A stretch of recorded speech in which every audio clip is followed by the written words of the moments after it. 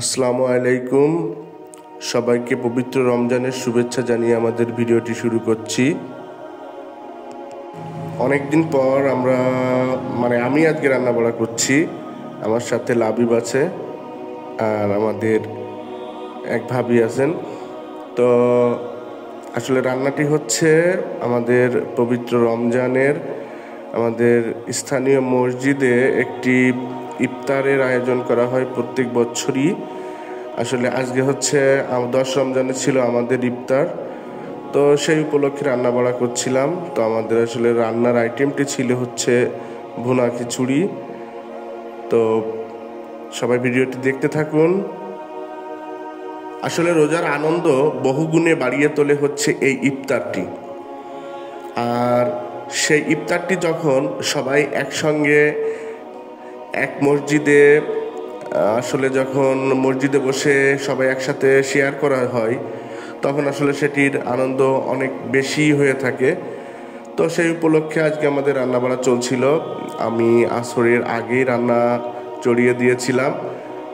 তো আসলে খুব একটা ভালো হয়তো রান্না করতে পারি না, তারপরেও চেষ্টা ছিল।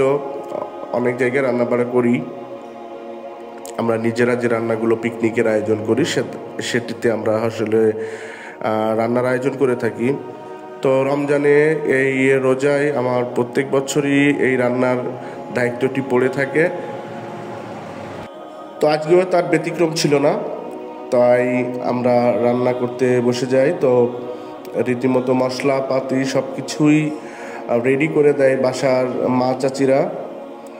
আর আমাদের কাজ হচ্ছে, পুরুষদের কাজ হচ্ছে রান্নাটি চড়িয়ে দেওয়া এবং প্রয়োজনীয় মশলাপাতিগুলো দিয়ে রান্নাটি কমপ্লিট করা। তো আপনারা দেখতে পাচ্ছেন আমরা বিকেল থেকে শুরু করি, রান্নাটি প্রায় হয়ে আসছে। তো রমজানে আপনারা কে কে এই জাতীয় খাবার তৈরি করে থাকেন এবং আসলে সেটি জানাবেন আমাদের কমেন্টসে। আর আরেকটি বিষয়, যারা যারা কন্টেন্ট মনিটাইজেশন পেয়েছেন সবাইকে শুভেচ্ছা জানাচ্ছি।